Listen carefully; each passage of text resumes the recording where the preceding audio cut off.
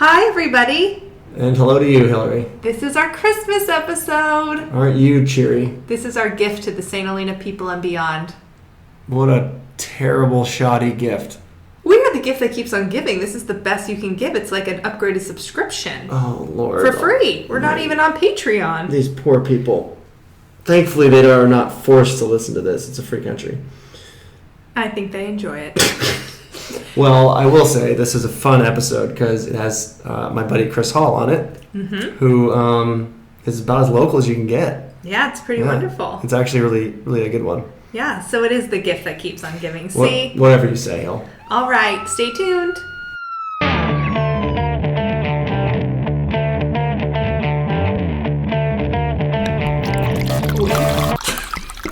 Good evening, Hillary.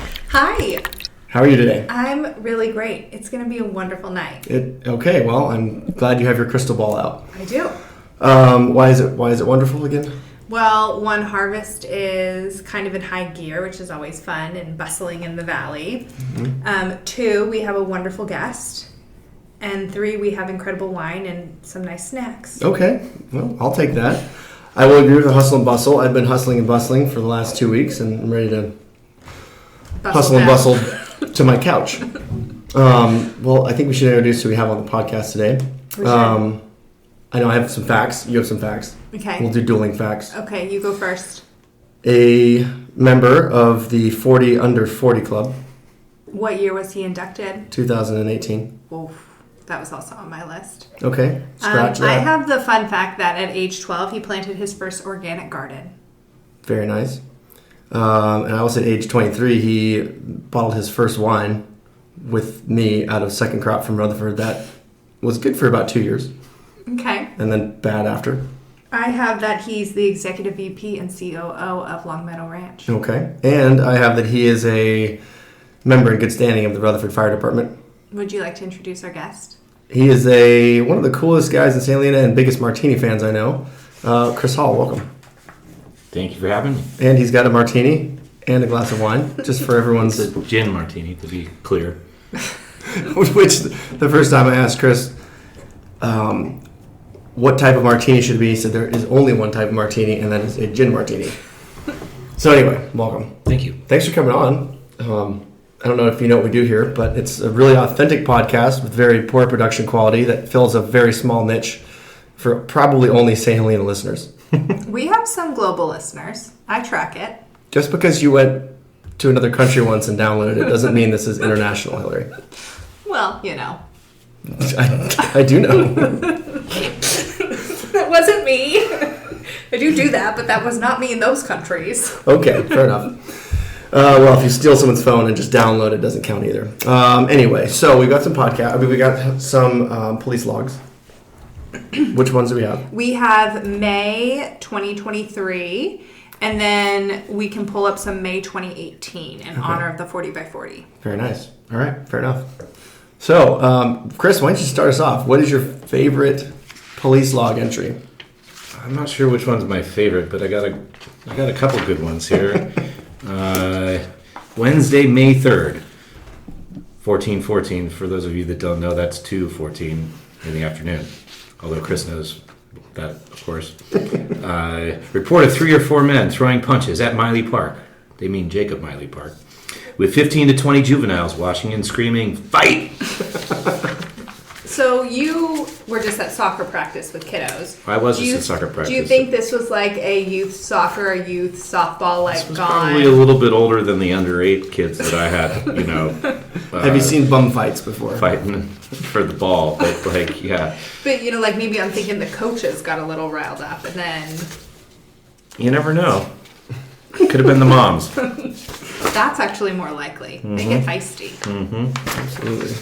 I'll do another one. All right. Tree roots were clogging a sewer line on Main Street. Public Works was notified. I like how they knew it was tree roots too. Oh. Well, what else would it be? Here's a fun one. Saturday, May 20th, 1640 in the afternoon, police were asked to check on a man walking in circles, pointing up at the sky, talking to himself, and walking in and out of the northbound lane of Highway 29, north of the Elm Tunnel. Good for him. Thursday, May 18th, 0651. Report of a coyote calling out for help in someone's driveway on Sylvaner Avenue. Officers responded and observed the animal seemed to be enjoying nature. That's my favorite. That is some hometown. Stole that from you. No, I'm glad you got to read it. I wonder if our local police go through training of the local wildlife, our jackrabbits, our coyotes, mountain lions, and normal behavior, so they know when one is in distress first, when it's just enjoying nature. I can guarantee you not. Do any of you actually know who writes these? Yes, we had him on the podcast once. Fun. It was Jesse Doherty. Jesse Yeah. Doherty. Well, Yeah. he wasn't our guest, but he interviewed us for the He did. paper. That was Well, great. it's done obviously in a particular fashion, which A very interesting style. brings both humor and facts. Could I steal some of your logs over there? Absolutely. Thanks, Hillary. You're hoarding. So while Hillary scoots through these logs and tries to find something of comic value, so Chris, you do a couple different things here, but I want to talk about like how you and your family, the Hall family, got to Napa County and Napa Valley and started making wine. Like, just start from the beginning. From the very Go. beginning? Well, we came to Napa in particular Rutherford in the late 80s, about 1989, and we were looking for the right place to grow Cabernet in the hillside. My father had started making wine in the early 70s in his garage, so truly in the garage, like a bunch of guys drinking Miller High Life long necks with a pickup truck full of grapes from the Santa Cruz Mountains, and having a good time using plastic barrels and a tiny little basket press, kind of a good time. So I'm sure they made some bad wine. I'm sure they made a little bit of good wine, but it was a big passion, and so we were looking for the right place to do Cabernet Sauvignon, and obviously we all do that here. But Long Meadow Ranch had a lot of history. It was founded in 1872 by a guy named E.J. Church, and he planted the first grapes on Long Meadow Ranch and also olives and farmed it as a ranch. And it does have a long meadow, as you've seen. So we replanted all those pre-Prohibition vineyard sites. We discovered olive orchards that he had also planted in the 1800s that we recovered from the forest, so we make olive oils there as well. We've, since obviously gotten into a lot of different other things, but some of that included when I was in Rutherford 4-H as a kid, I was raising pigs, and my brother was raising sheep and things, and so we were doing livestock on the property at the same time, is growing organic fruits and vegetables, kind of in the backyard, like a kid's lemonade stand operation. I would take things to the farmer's market in St. Helena. You had the date, or you had the age, I think it was 12. Something like that, but so that would have been like 1992-ish. St. Helena Farmers Market used to be over where the old train depot is, Right, yeah. like in that parking lot before they kind of redeveloped it, with a card table and a bunch of big zucchinis and some eggs for my chickens and tomatoes here and there. I used to pick these flowers from the side of the road called naked ladies, those sold for $1. They were nice and pink. Scandalous. But all the grandmas thought they were the best. Anyways, So, who got into the farmers market stuff first? Was that you or your mom? Because I know Laddie is. it was all of us together, but it was certainly her, initiative initially. Yeah. And I think most people would know her smiling face. She goes to the St. Helena Farmers Market and represents Long Meadow Ranch every Friday since 1992, almost, I'm sure, except for a few misses here and there. But that kind of evolved into the food elements of what we do, which includes the fruits and vegetables, the poultry for our eggs, and grass-fed beef and lamb that we raise as well and sell at the farmers markets. So, I think most people have had a variety of our ingredients before. But that kind of comes full circle, obviously, at Farmstead, which was the original concept there was that how do we tell our story, and our history of all the things that we do as well around like the table with the great food and, of course, like the wines that we're also producing. Nice. Is there anything you don't make basically farm to table at Farmstead? I honestly can't think of it. We don't make cheese. Okay. Time to get some. I don't make salt. Everything else. I mean, chickens, cows. Yeah, but all the chickens are for the eggs, so we don't raise our chickens for meat. Okay. We don't raise currently pork products and fish, obviously. So, but all of the beef and the lamb and in terms of the proteins on the plate, those are all coming from our ranches, as well as like the majority of the fruits and vegetables, depending on the time of year. Pretty cool. I don't know of any other like restaurant around that's so vertically integrated. No. So anyway, it's very cool. A lot of work too, but we have so many great people who help make this happen, who work for us, from the chefs and the farmers and the ranchers and the winemakers, of course. So it's a great team effort. I love it. And we're drinking some of the EJ Church that we talked about. 2015? Yeah, this is tell us about it. Our 2015 EJ Church Cabernet. So this is 100% Cabernet, 100% from our vineyards up on the original Long Meadow Ranch.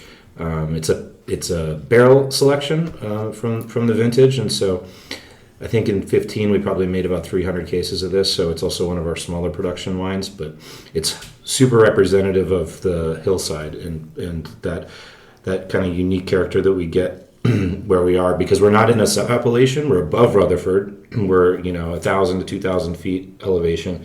So Rutherford tops out around 500 feet, but we're south of Spring Mountain and we're north of Mount Veeder, so we're kind of up in our own zone. There's not really any other vineyards that are between us and Mount Veeder and in Spring Mountain. So the forest surrounds the sites. There's a lot of bay laurel. There's a lot of fir and other kind of trees growing there, and so I think some of that also influences this. This has always been a really elegant, but dark black fruit concentrated style of Cabernet that is also generally moderate in alcohol, 13.5%. Something that is pretty much what we do. Nice, it's really beautiful. Thanks for bringing it. The color's outstanding too. And then the EJ Church signature, was that his like original signature? Yeah, that's actually we have the original, a copy of the original deed. Nice. That was a patent grant. So like the way that you got settled land at like that point in time in the late 1800s was by, settling it, but then submitting for a grant. And so he received 1 square mile or 1 section. And the original deed signed by, obviously, EJ Church, so I took the signature from that original document, but it's also signed by the President of the United States. At the time was like Ulysses S. Grant.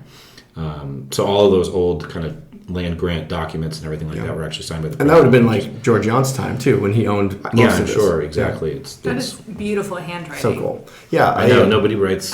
My signature looks like I was just thinking, my signature that I do every day at work is like H scribble. Well, you're in healthcare, so it doesn't count. True. They're like, we can kind of read what she's doing.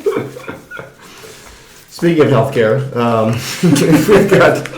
we've got a few fun things here. So, no, we don't want to read that one. Well, police were asked. No, we looked at that already. Report of a drunk man. This is May 21st, 03:30 in the morning. Report of a drunk man knocking on someone's door and screaming on Springbrook Court. Police detained the man and released him to his roommate at the correct house. Oh, oops. I'm going to cheat and give you one from the other day. I'm ready. Sure. So Wednesday, October 18th, 034. A man said he came to St. Helena to escape from people who practice witchcraft. He said they'd followed him from Napa and tried to destroy his Mercedes. He was currently in a Hunt Avenue parking lot, and he said men were up in the trees. Do we want to play the game of shrooms, meth, or mental illness? I don't know, maybe Halloween? All three. Or Halloween. That's a little bonus option we have. That's amazing. Oh my gosh. Well, go ahead, Hillary. I was just going to say, I think this may have been you at 241, maybe post harvest, but this was May, so I guess not. Still could be. Police were asked to check on a man laying face down on a lawn on Hunt Avenue. It was just someone sunbathing on their lawn. You got to get it in when you can get it in. Got to get that sun. It doesn't happen that well on the back of that tractor, does it? No. Well, I got a great Farmstead. It's pretty awful. Oof. I have a couple of... Speaking of... Well, hold on. This is a good segue. I'm sorry. Go ahead, Hillary. No. I've got my segues done. Okay. So, speaking of getting some rest in St. Helena, hotels. Big issue. right? Can we hear a little about the Long Meadow Ranch Farmstead Hotel? Are we allowed to talk about Can we it? talk about Yeah, it? we can talk about it. It's been a long time in the planning processes and things, and we all hope we get to coming out of the ground with it soon. But we have a fully entitled and permitted project off of Mills Lane, just right here in St. Helena, which is going to be about 65 rooms with a little bit of a finer dining restaurant than Farmstead, but with all of the same concepts. Small cooking school where you can learn about all the various things that Long Meadow Ranch does. This is also all adjacent to the agricultural kind of elements of the things that we already are doing on a portion of that site there. So you'll be able to hopefully very soon enjoy a great meal at Farmstead, spend the night, enjoy a bit of a finer dining meal, take a cooking school class, visit us, at Long Meadow Ranch as well as everywhere else that's great here in St. Helena. But walk into town, that's going to be a big highlight, or take a bicycle from one of your rooms, which I think is all going to be hugely beneficial to all the downtown businesses and the rest of the things that we're looking forward to having here in St. Helena. I think the walking is big. It is big. It's huge. Think of people even staying at Meadowood and beyond. I hope you're not walking into town. Yeah. We've talked about this before. It's so important. Like, St. Helena needs somewhere for people to stay, right? Because where do people stay right now when they come to Napa? Napa, and then you lose all that Napa revenue, or right? Yountville and we don't have anything in St. Helena for people to stay at that's like acceptable and fun. And anyway, so I really hope that comes to fruition soon, because it'll be great for the city. And we're in this time of there's a lot of consolidation, and we talk about this probably every time, but having the small family run business that provides something for the community is pretty rare. Thanks for doing that. But what are your thoughts on St. Helena and consolidation and actually bringing people to town? What else do we need to revitalize downtown? I think what the new city manager has been able to begin doing through public comment and feedback, and some of those things like surveys that some of us might find a little bit frustrating and annoying, but it's always good to get a better consensus of what everybody here in the community is really looking for. And I think what I've seen from all of those things is we want similar things. We want professional fire department, police department. We want nicer streets that we can all comfortably drive down, safe sidewalks, a historic downtown district that is appealing to both locals and visitors, and attracts successful businesses and keeps the storefronts occupied, and helps bring both revenue to the community businesses, but also the really important revenue to the city for the essential services that we all rely on here and hope to have and raise our families in. So I think that sums it up. What's your favorite part about St. Helena, or living here? The walkability. I mean, for me, it's great. I mean, I didn't walk to your house, but I could have. We can both walk to all two bars in St. Helena. We can walk to Anna's and the Goose and the rest of them. So I found that to be great living with a family, because I grew up partially on our ranch and things, and having a couple of little boys and being able to get to the park or sunshine or what have you in a really convenient manner gives it that whole small town kind of character. Nice. So you said growing up, when you grew up in Rutherford on Whitehall Lane, what are some of your memories of being a kid here? Well, I mean, let me be clear. I went to school in San Francisco when I was at that age, but it was mostly what we were coming up here for our summers, and it was the country. It was certainly the country. Nobody had television, internet. We played in the woods, cowboys and Indians. Came home for dinner, built forts. Worked on the ranch and the farm, rode horses. All of those kind of great things. But St. Helena also, of course, was quite different, as was the whole valley, right? You go north of Napa, and 1989, and the next time that you had something to do or eat was the diner in Yountville, which I loved to death, which is obviously now Was it Regis? ad hoc. Ad hoc. But you used to slide into one of those booths and eat cheese enchiladas when you're 9 years old, and your parents probably drinking margaritas and that, and then the next stop was kind of like Mustard's or Oakville Grocery, and adjacent to Oakville Grocery there used to be this restaurant called Stars, which was a famous chef from San Francisco at the time, but that building doesn't even exist anymore. It's it was an old farmhouse that was just south on the corner there of Oakville Crossroad. There was no Rutherford Grill. There was the corner bar where the post office is, where all the farmers like to have their coffee at 6, 7 in the morning. Right? Then there was the Spot. The Spot. Right? Was my favorite the bowling alley of the Spot. The bowling alley that with turned the into ice cream place in it. Yeah. Oh, Which is now I have Gary's. so many fond memories of the Spot. That brings up a good point. So the Spot is where Gary's is now was. What's your prediction for I don't that know. space? What do you think? It's a big space. 911 gift The shop. 911 gift shop at headquarters.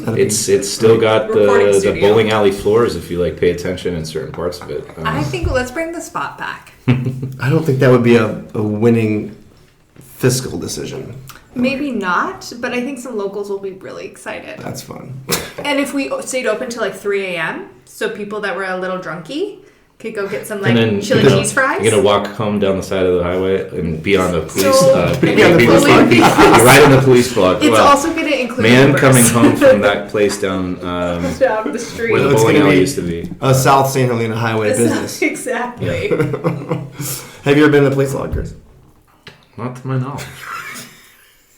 Have you assisted anyone that's been in the police log? I certainly have. I have a controversial on next door question now. The little strips on Pratt Avenue. I'm not familiar. The pedestrian safety test that they're doing. It's the ramble strips. What are they called? Oh, you're talking about the rumble strips Rumble on Pratt. I was strips, talking yes. about the I don't even know how to describe them. They're so colorful on Madrona. Right? Yes.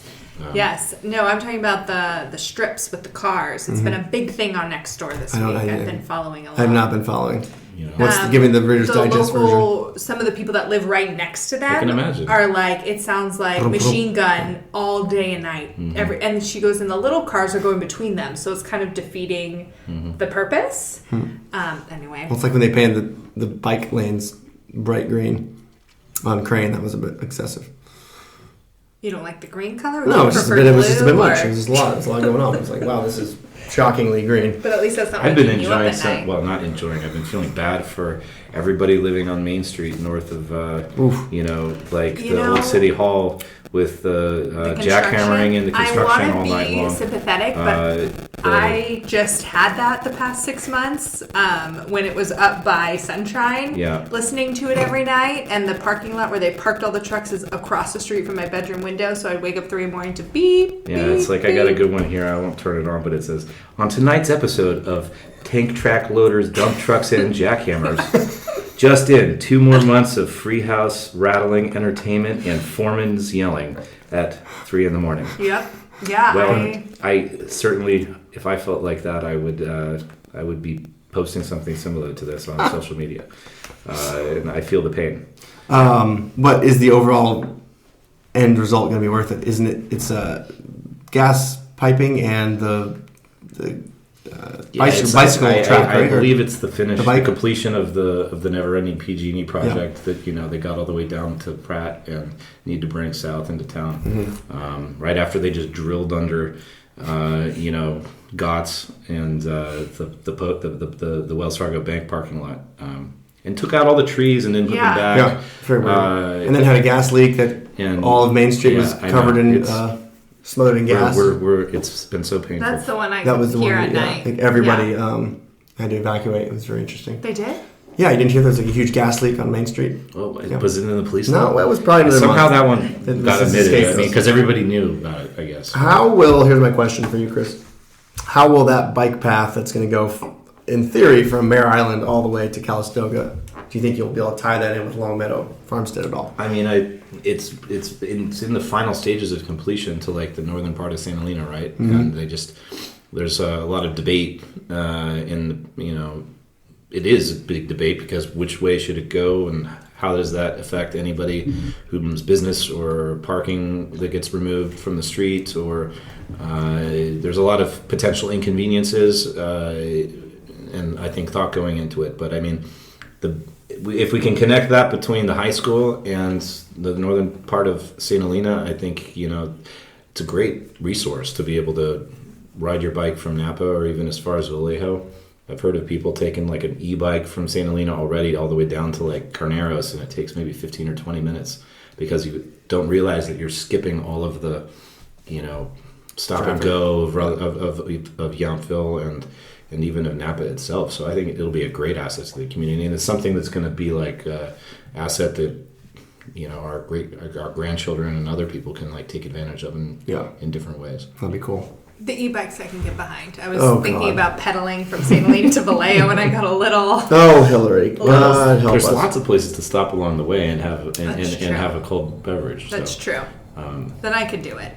But a direct, aggressive ride... You can't do the dive bar circuit anymore because Ponchos is gone. I'm devastated. So is Green Door. Wait, what? Being rejuvenated. Wait, you got to spill what's going on.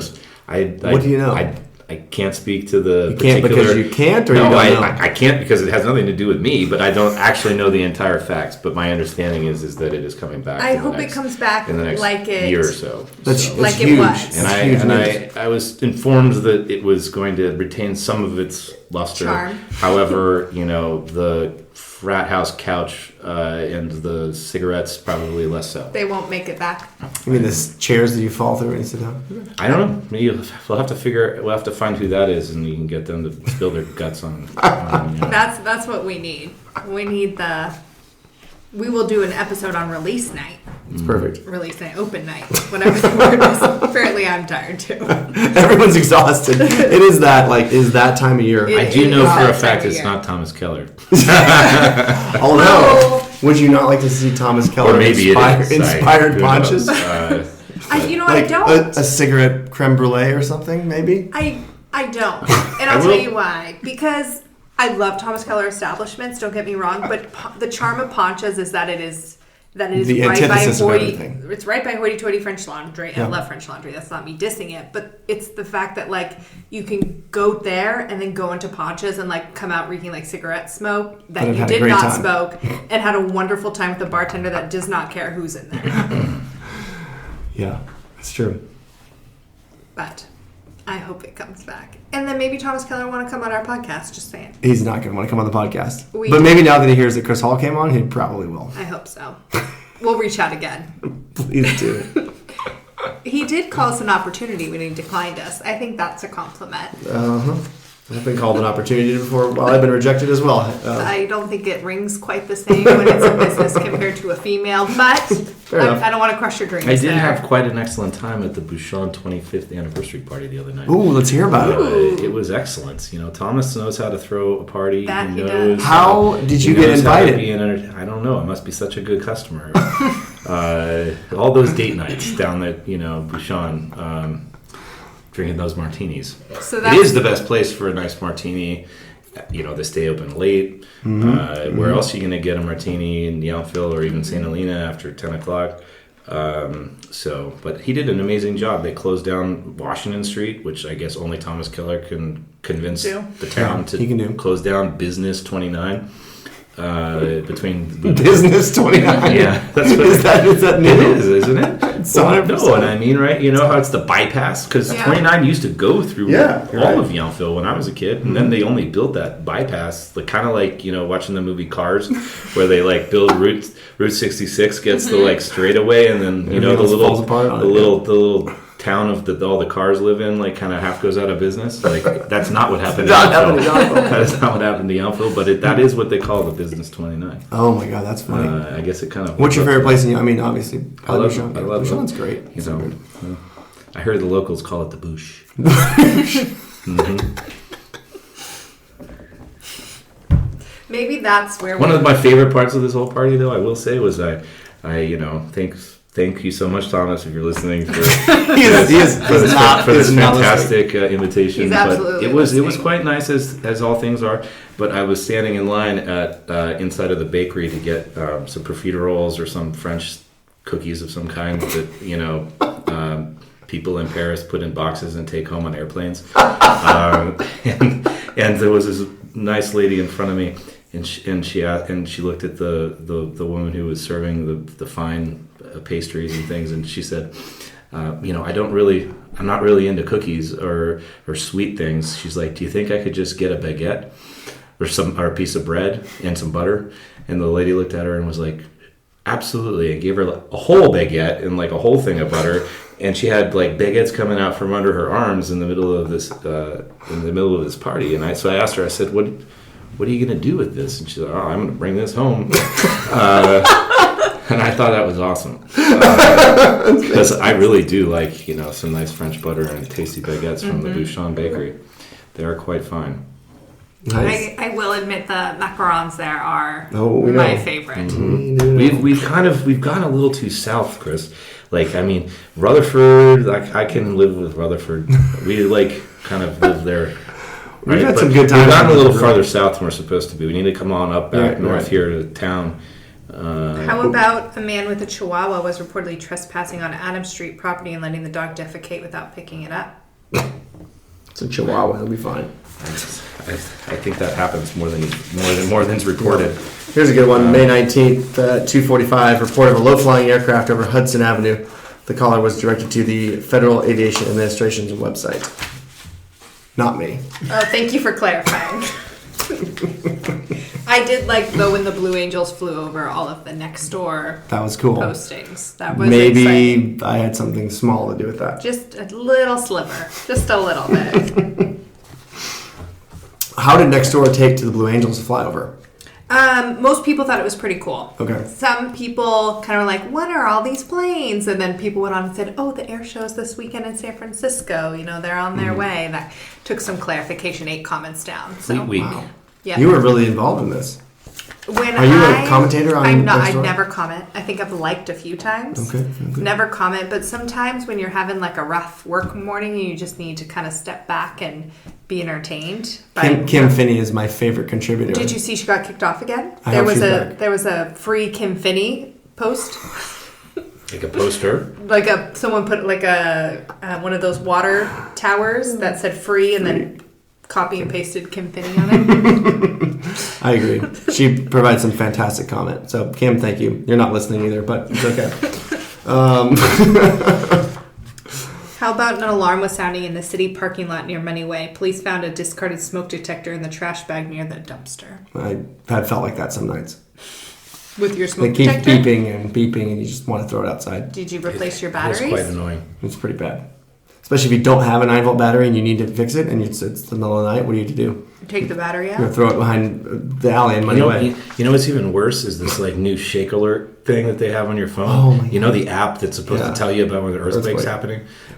I'm like dead asleep the other night and my kids are sleeping and everything and I have my phone as on this next to the bed like everybody does, and it's on silent so nobody bothers you, and I even got do not disturb to the next level. But the do not disturb function does not work on the earthquake alerts, I can tell you that. So all of a sudden it's like, boo, boo, boo, drop, stop, roll, earthquake, earthquake, earthquake. And I looking at it, and I wake up my wife, I'm like, earthquake. And then we both didn't know what to do because it was so surprising. So everybody goes running to the children's bedrooms, and of course there was no earthquake, and it was very far away, and it was not that big. I don't know. I think it's a nice idea, but it's not very accurate. In theory. It went off the other morning, too. That was the one I was talking about, the other but afternoon, in yeah. Calistoga, when I was sitting at my desk. I don't think it's good. Yeah. Anyway. It'll already be happening. You're not going to know. Yeah. Your phone's not going to help you. We'll confirm we already know.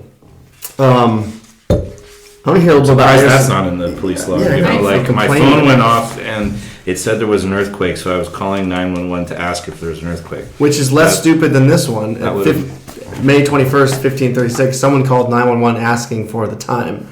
This has been happening a lot lately. The caller was provided with the police department's non-emergency number for future reference. I wouldn't even... What was that number when I was a kid? Like, you used to... Like, you know, before there was any... Oh, popcorn. Yeah, you used to call popcorn. Yes. Like, you know, you dial the numbers popcorn. The time and then is. it would say, the time is... Do we think it still exists? We can try it. Let's try it. Right now? Yeah. Oh, this is awful. Let's do it. Do you think you have It's to not- dial an area code? No. 'Cause, like, I bet how... Oh, No, right. this is awful. Just just try like- it. you're We're going to edit this out, please. We're absolutely not. This is fulfilling a childhood moment. What's the number? He doesn't know how to dial popcorn. Popcorn... Shut up. You used to be able to call popcorn and get the time. What happened? KQED says it is no longer in existence. Sorry, Hillary. There is no more popcorn time since Whose phone number is 2009. that? Do you think if we called that phone number? The phone number is 767-2676. I wonder- Probably are 750. very frustrated. I know. I would love to know who has it. We could call and say hi. Put them on live.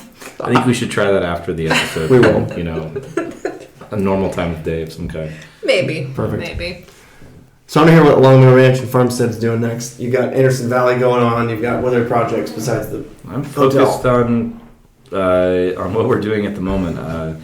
We do have quite a lot of different things going on, but yes, we also grow grapes in Anderson Valley, which is one of my most favorite beautiful places in the Philo area, kind of adjacent to the Hendy Woods State Park that's up there with the Navarro River running through it. It's a beautiful part of wine countries that we have up here, and not enough people have experienced it up there.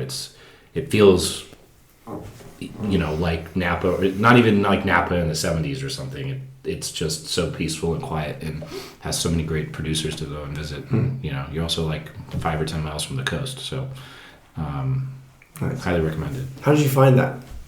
I wasn't How looking. did you decide? I don't know. I used to go out to the coast like everybody does for the weekend for a long time, out to mostly the Mendocino coast to stay the night or have dinner or that kind of stuff, and stop at different wineries and things coming back in through the valley, and really realized that especially at the time, that my favorite area for growing cooler climate, especially more extreme Burgundian style of Pinot Noirs that are really beneficial for that kind of a growing area was there. And so I became passionate about all the other producers in the area, and so when I had an opportunity with a special vineyard, I took quite a lot of attention to it.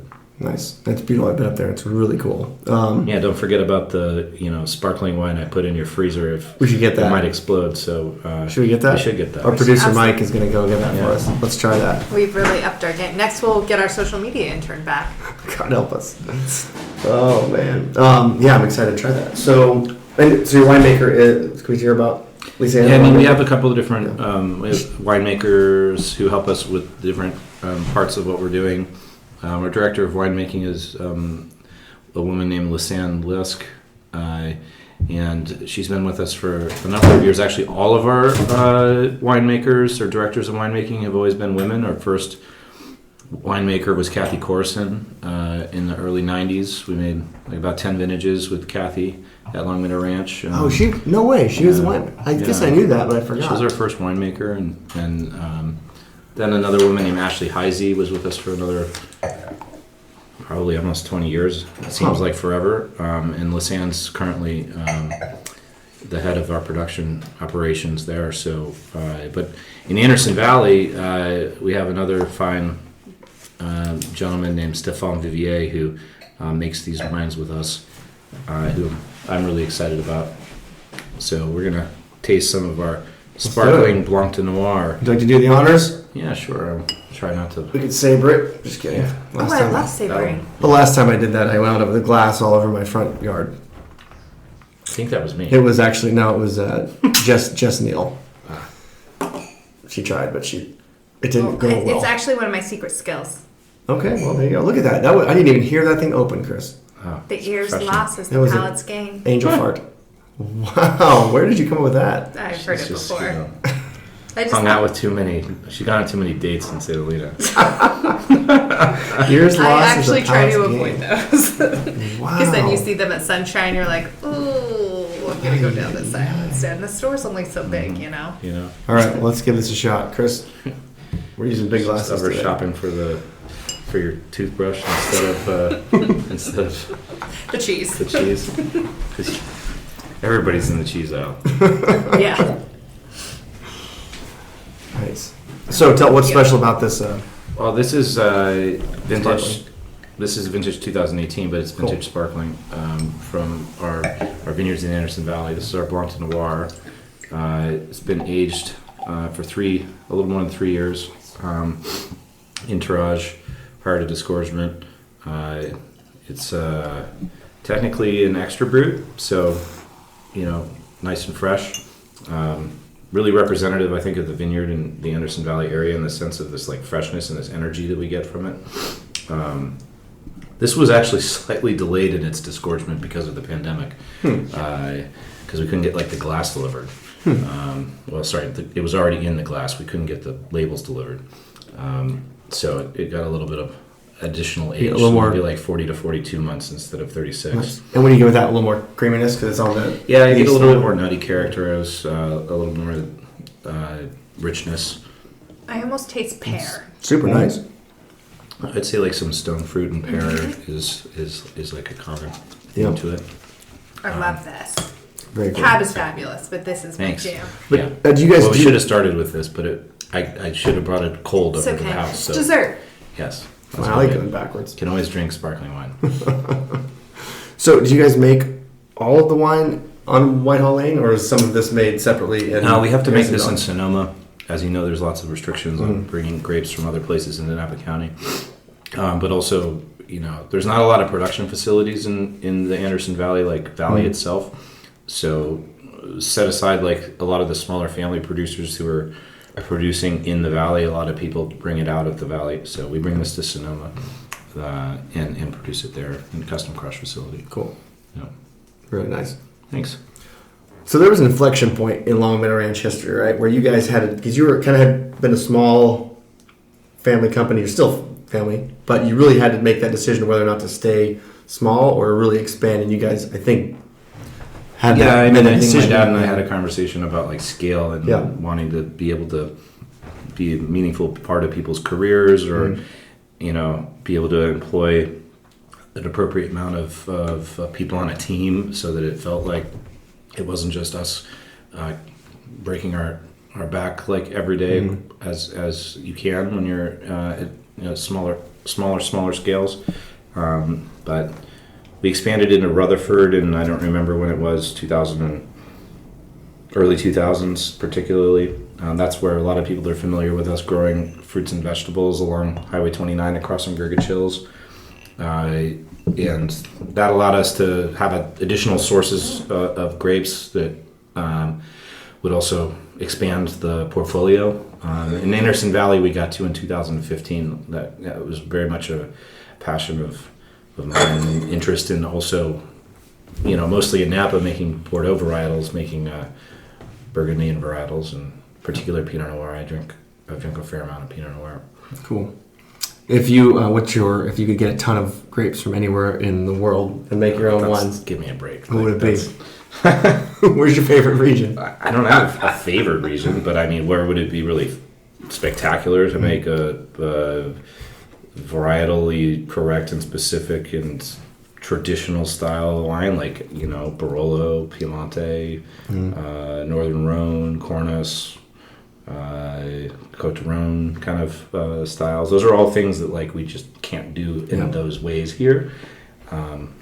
Maybe I shouldn't say that, because there's some people who think they are, or we maybe will in the future if all this climate change stuff everybody keeps talking about comes to fruition. But those would just be two examples. Do you think your taste or likes in wine or traveling has affected the way you guys make wine? Of course. I mean, I think everybody's impacted by great bottles that they've had, or people that they've met, or places that they visited.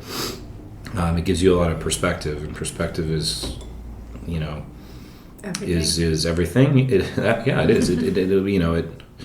It gives you something to consider differently about what you're doing, and look at it in that different way, that different perspective, but also give you energy to think of the next idea or what you want to do next, which is Nice. it keeps you going. And then bringing it home. What wine are you going to pick locally, and where are you eating, and what are you ordering in St. Helena? These are big questions. Have you been to Charlie's yet?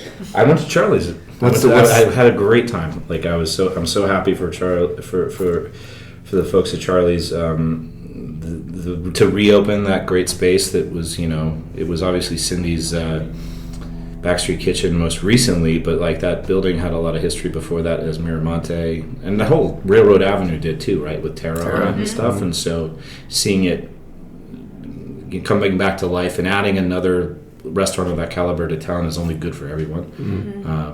More people that want to enjoy and think of St. Helena as a place to enjoy food and drinks and is great. And I especially like what they did with the entryway and the bar area. When you walk in, they opened it up, the ceiling, expanded the bar.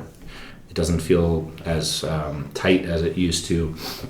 Good energy. Yeah. I think they're gonna do good things. And so I had a great meal there. Nice. With my wife the other day. Good. Hats off to Elliot, who was, I think, one of our last podcast guests. So cool. Anyone have a fun last? We're still waiting for your answer, though. Oh, sorry, Chris. What was the question? You're eating out in St. Helena. Where are you eating? What are you ordering, and what wine? And then we'll close out with. I'll just call it Cook with the gnocchi gorgonzola cream sauce. Like that is Jude's more or less kept the original recipe, going all the way back to the Green Valley Cafe, and that's one of the dishes that carried over from way back when. And like I can't not order it every time I'm there. It's like the Caesar salad or the chopped salad plus the gnocchi gorgonzola cream and maybe some like short ribs or something. You can't eat all of that yourself, but don't forget about the mussels and clams and the spicy sausage sauce. I think almost every guest this is their answer. It's so good. So I love that to just sit at the counter. When you weren't thinking about actually going out to dinner, and then all of a sudden you just did, and you're just a cook and you're sitting at the counter doing what I just said. And I don't know about the wine. I can't answer that question. It's something I brought most likely, or in particular a cook like something from Piemonte or Tuscany. Good answer. Very cool. I'll take it. Fun log to close us out. All right, That's a good one.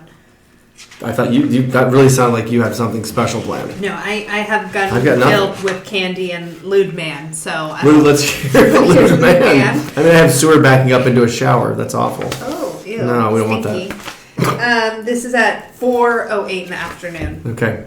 A man reportedly exposed himself and committed a lewd act in a doorway of a Main Street business. He left on foot toward Pope Street. That was it. That's it. All right. Well, on that note. Scandalous. Very. Do we want to guess what Main Street business it was? We all know. Well, it's 4 p.m. They're all open. He flashed everyone at Anna's. There's not a lot of people in there at 4 p.m.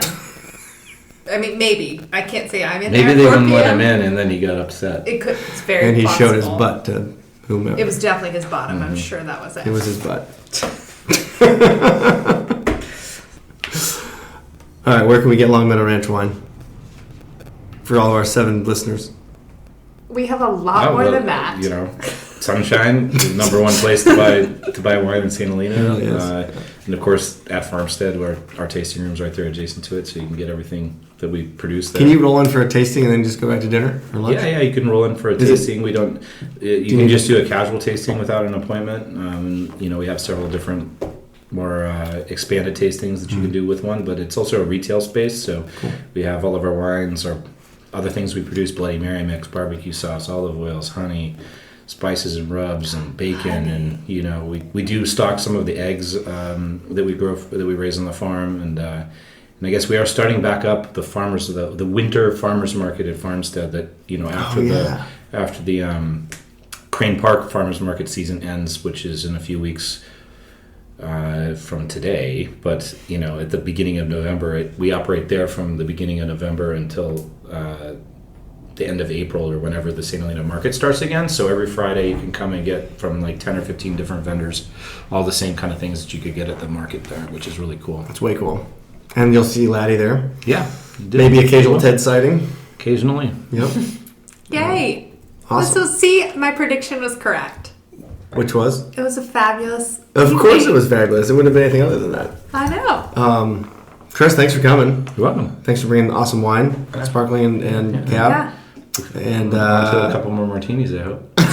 we've got some more. Special thanks to our guest producer for the night, guest producers, Mike and Sherry. I'll send you guys the Cheers. edit. We'll make sure that it works for you. Yeah. Cheers, everybody. Yay! Cheers. All right, Hillary, I'm back and my attitude has changed. You think that this was the gift that the community needed? No, I just think we had a fun time drinking wine with Chris. That too. And now all of our friends get to listen in. Which is exactly a gift to our friends. Congratulations, friends of St. Helena. Enjoy. And beyond.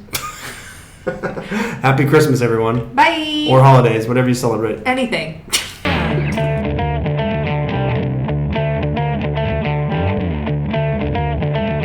You enjoy your evening and be safe.